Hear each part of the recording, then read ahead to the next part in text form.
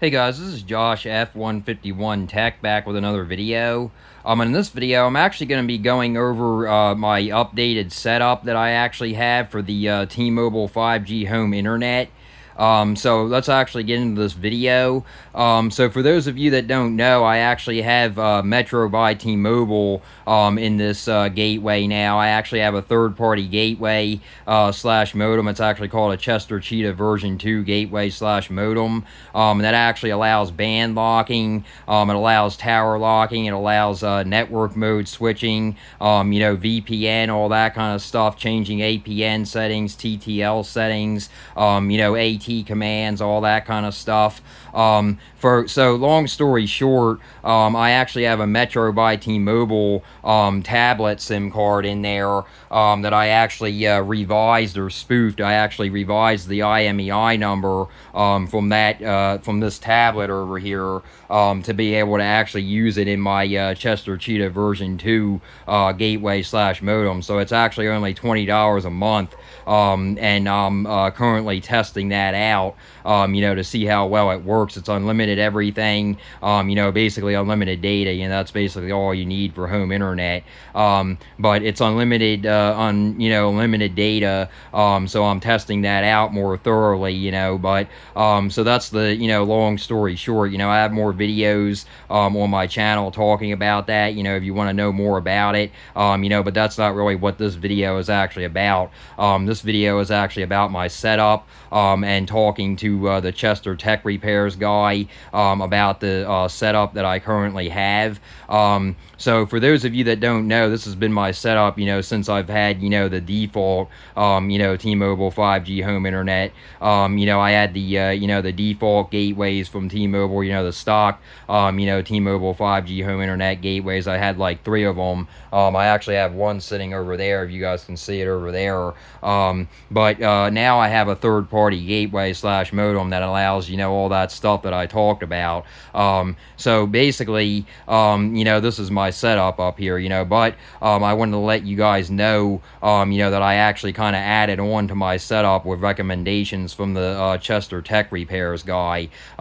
So, it's hot up here in the attic, and I've talked about that before. I want to try to keep the gateway as cool as possible. So I actually do have a pedestal fan over here. I actually have it on the lowest setting. I only have it on 1 right now, but I'm going to, switch it back up to 3 when I get down from here. But I have that that actually blows back and forth, and I have a window open over there. I also have a window open over there, and I've had that fan in the back there blowing on the ports, the Ethernet ports and all that kind of stuff. I've had that, there since I got the Chester Cheetah gateway slash modem, since I've had it up here. And I also have my waveform 4x4 antenna over there. I almost forgot to tell you guys about that. So I have the Chester, Cheetah version 2 gateway slash modem. I also have a bug zapper over here, if you guys can see that. I don't know if you guys just heard that, but it just got a bug or something. So, but we have a lot of bugs and stuff up here, so I try to, keep them down, from coming, to the second floor or downstairs, to the main floor. And it has actually been working very well. So, that's another addition that I made up here. So, not really, involving this, but, definitely a good thing to have. But anyway, that's basically the setup, I have up here. I have that. I have the Chester Cheetah version 2 gateway itself. I have the waveform 4x4 antenna. Like I said, I have the pedestal fan, but I also have 2 other additions that I want to talk about. And this is actually a really, a really good thing that I want you guys to know, for, helping your, gateway or modem stay as cool as possible. So I actually did contact the guy from Chester Tech Repairs. I actually chatted with him. I asked him, is there a way that I can tell, what what the temperature is, what the actual temperature is of the gateway itself, of the Chester Cheetah version 2 gateway itself. And I'll get into that more in a minute. But he did actually, tell me to run the commands, and I ran the commands in the admin page. So long story short, I ran the commands, and then I, set the commands that I got, back to him. They're actually called AT commands. So I ran the AT commands that he gave me, and then I, send them back to him. And he actually told me that the Chester Cheetah that I have, the version 2 gateway that I have, it's good enough, how it is, what I'm doing. So, but he also told me that he would recommend actually adding another fan, because I told him I have a fan, I have a pedestal fan, blowing left and right, and like I said, I have the windows open. But he also told me, because like I said, well, I told him, it gets like 100 and some degrees up here. I can actually show you guys. It says 99 degrees over there. It was actually like 103 up here earlier. Long story short, I wanted to, ask him, I wanted to, know what the temperature was of the unit itself. And he told me, as long as it's below 70, and I sent him the, the AT commands, and he told me that it was like 51 or 50, so that's definitely not that bad. But he did tell me, on top of having the fan blowing behind, on the Chester Cheetah version 2 gateway / modem, he told me, you should also have a fan, actually blowing on the left of it.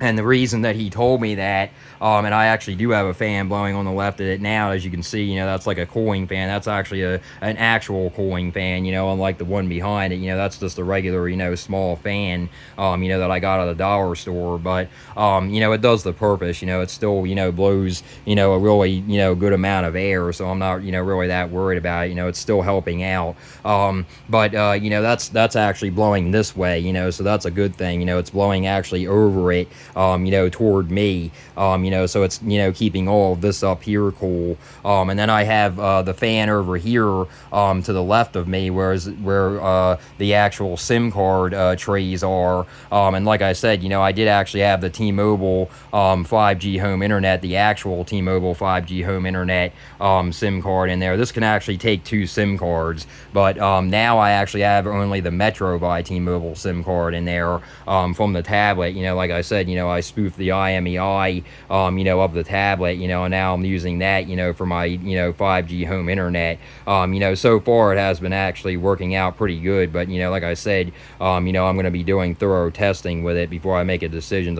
I've only had it in there for like 2.5 days now. So, but, back to the video here. So, basically he told me that I should have a fan, placed on the side of it, where the, actual SIM cards are, where the actual SIM card is. So I did that, and then I ran the AT commands again, and he told me, that looks perfect. He told me that, keep doing what I'm doing, with the 2 fans like that. So, that's definitely, what I'm going to keep doing. I recommend, especially if you have, any kind of gateway, whether it be third party or not, I definitely recommend, having a fan on the side of it like I do, where the, SIM cards actually are at. That's why I took the SIM card, that's actually the actual T-Mobile 5G home internet SIM card. I actually took that out, because this can actually support 2 SIM cards, but I actually took that out, and I actually put it down in my, in my room, where air conditioning is and everything. I thought to myself, well, since I'm going to be using the Metro by T-Mobile SIM card, I don't really need that to be up there in the heat, and all that kind of stuff. So, but long story short, he told me, to keep a fan on the back of it, blowing, toward me, like I said, like I have that white one blowing, and he also told me, have a fan, blowing directly, on the, SIM card tray, itself. So, he told me that my temperature was like 51 or 52, degrees. So that's definitely not that bad at all. He said as long as it's below 70, that's good enough. So, And I also made another, small change up here. I don't know if you guys can actually see that fan back there. I actually have a small black fan back there. That actually did have a battery in it, that fan, but that's actually blowing directly on the surge protector itself. So that's blowing on all the power, ports and everything like that. That powers the, not only the fans, but also powers the, the surge protector. It powers everything. The surge protector is powering everything, but I'm blowing the fan. I'm blowing that fan, directly on the surge protector and the power cords for the fans and the Chester Cheetah version 2 gateway / modem. But I did make sure to take the battery out of that fan, and it does work with just the just a regular USB cable. So that's definitely a good thing. I took the battery out of it because I don't want the battery exploding. So that's definitely something that I wouldn't want. So I'm glad that fan can still work without the battery in it. So that's definitely a good thing. I don't have to buy another fan for that. But I'm glad that I got a fan for blowing on the outlets and stuff, because the outlets, I actually felt back there, and the outlets were getting very hot. So I definitely want to make sure everything's as cool as possible, up here. Not only the Chester Cheetah version 2, gateway / modem, but I want to make sure, everything, is as cool as possible up here.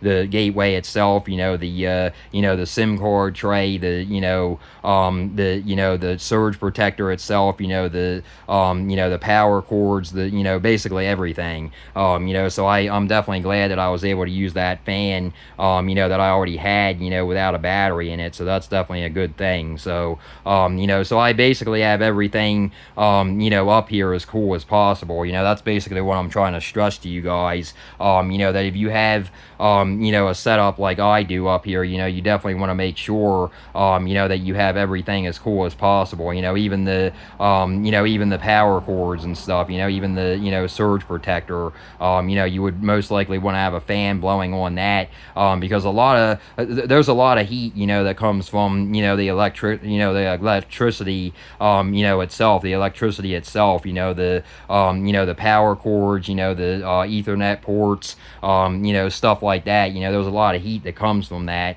Not only that, I also do have smart plugs that are actually plugged in there. If you can see them, I do actually have smart plugs, so the fans actually turn off after a certain amount of time. But these two fans, this fan actually turns off around 10:30 at night, and the same with that one, because it does actually cool down quite a bit up here. But I'm actually going to keep this fan on, and I'm also going to keep that fan on, basically 24/7, because they're smaller fans, so it's not really that big of a deal for them to stay on, 24/7. So, as long as I have some fans on 24/7, it's not going to be really that big of a deal, if some fans are off, at night, when it's, cooled down, after the, basically the heat of the day. So, sometimes I might come up here and turn them off, if it's not that hot. I might come up here and turn them off, or switch this one on to medium or low, or something like that, because I can switch that one from low to medium or high.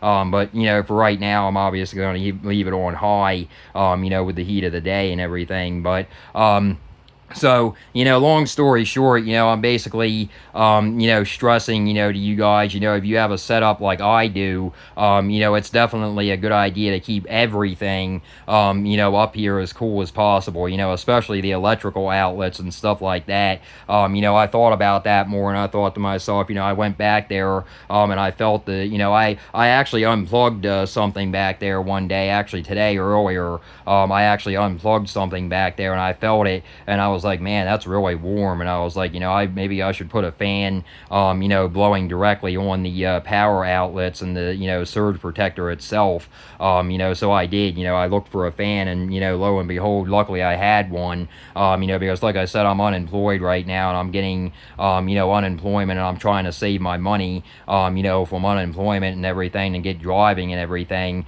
I'm going to need money to get my actual driver's license, because you have to pay for it. So, but long story short with that, I did actually go through inspection today, and my car actually passed inspection, so that's definitely a good sign. So, now it's just up to me to get my license, before 2025. So, that's when my permit expires. So, I'm pretty sure that I can do it. I'm pretty confident in myself that I can do it. So, but that's the thing. I don't want to spend any extra money, if I don't have to. Like I said, that's why I'm trying, this $20 a month, plan, in my, third-party gateway, the tablet plan. Like I said, I go over, more about that in my other videos. I'm not gonna, talk too much about it in this video because that's not really what it's about. It's about, basically telling you guys, about the, temperature and stuff of gateways and stuff, like that, and keeping them cool and stuff like that. And by the way, I do want to actually show you guys, the AT command that he actually gave me. As you can see right there, it says at plus qtemp. So I'll zoom in a little bit more there, and I'll actually leave that link down below in the description for you guys. So that's actually what you want to run, in the AT command on the Chester Cheetah gateway. If you have a version 1, a version 2, or any basically any third-party gateway that supports AT commands. I don't know if any other ones do, like Sancom or whatever those other ones are called. But if they support AT commands, it's probably the same thing. But that command will actually show you the temperature, of your third-party gateway, your Chester Cheetah version 1, or in my case, your Chester Cheetah version 2, gateway / modem. But that's basically the video, guys. I just wanted to give you guys, some more helpful information. Like I said, I like to keep you guys in the loop. I am really glad that I decided to contact him and ask him about the temperatures and stuff like that. Like I said, I highly recommend, if you have a Chester Cheetah version 1 or version 2, or gateway, of any kind, I highly recommend, keeping everything as cool as possible, and definitely making sure that you have a fan, basically blowing, directly, on the ports themselves, like I do. I have the one, I have the one, the one fan, the one white fan, as you can see, blowing, on the Ethernet ports and stuff like that, and the power port, and all that kind of stuff. And then I have the one fan, blowing directly on, to the, the micro SD, not micro SD, I'm getting it mixed up, the SD cards, not SD cards either. I'm getting everything mixed up. The, the SIM card tray, yeah, that's what I'm trying to get out. The SIM card tray, it's getting hot up here, so that's probably why. But so you want to make sure that you have the fan blowing on the SIM card tray, where the SIM cards are actually at. It would be the same thing though, if it was a SIM, if it wasn't a SIM card, if it was an SD card or a micro SD card or whatever, you want to make sure that they're as cool as possible too. But in this case, it's not a micro SD card or anything, it's a SIM card. But I do a lot of photography and stuff, so I do, from time to time get those mixed up. I have like GoPros and all that kind of stuff, so I'm constantly messing around with SD cards and all that kind of stuff. So, that's probably why I had it on my mind. But, so, basically, like I said, you want to basically make sure everything, is as cool as possible. Like I said, the fans, that I have set up, he told me that that's a good,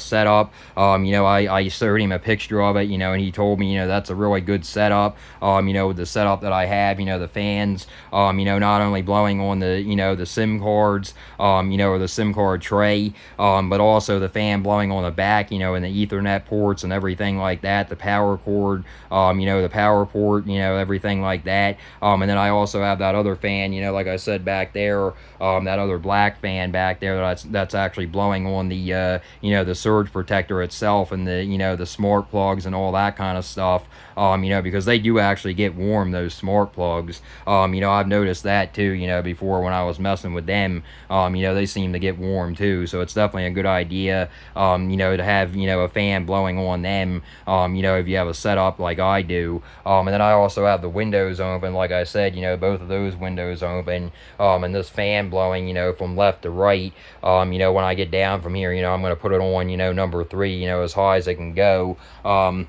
And this, doesn't really need to be that cool. That can actually be outside. The waveform 4x4 antenna. I actually have that window closed because I don't want anything getting wet. I don't want this TV table getting wet because it's already in bad shape. It's all like bent down and everything. So I don't really want it getting wet or anything, or dry rotting or anything, like that or anything. So, I also have a storm window in there. If you guys can see, I don't know if you guys can really see that. But that's actually a storm window, so no rain or anything can actually get in, that window. So, that's actually where the truck stop is. It's actually down the road from me. So I have the, waveform 4x4 antenna, pointing down the, road from me, near that old truck stop. Like I always say, before I make speed test videos. So, that's the best, possible place that it can be. It's definitely good that I don't actually have to put it outside. That's another plus. So,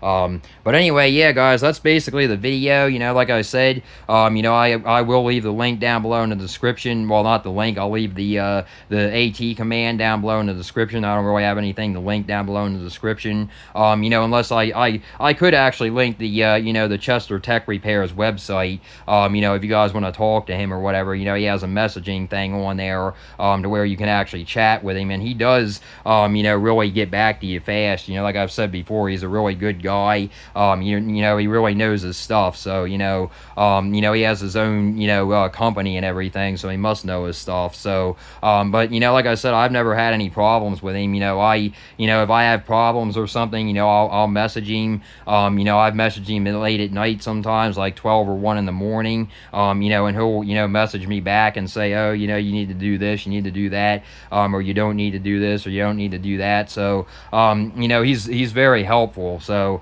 but anyway, yeah, guys, like I said, if you want to know more, about how I actually, got this tablet SIM card into the, Chester Cheetah version 2 gateway / modem, I have other videos on my channel talking about that, but I figured that I would let you guys know, about this with the, the AT command, and talking about, keeping the gateway, / modem, or third-party gateway / modem, or even if you don't have a third-party gateway / modem, just your gateway, or, cellular gateway or modem, in general, you definitely want to keep it as cool as possible. So that's basically, what I'm trying to get out in this video. So, I will be making more videos. Like I said, I'll probably make another speed test video, tonight, and see what we get, with the Metro by T-Mobile, SIM card in there, the $20 a month, unlimited, tablet SIM card. But like I've said,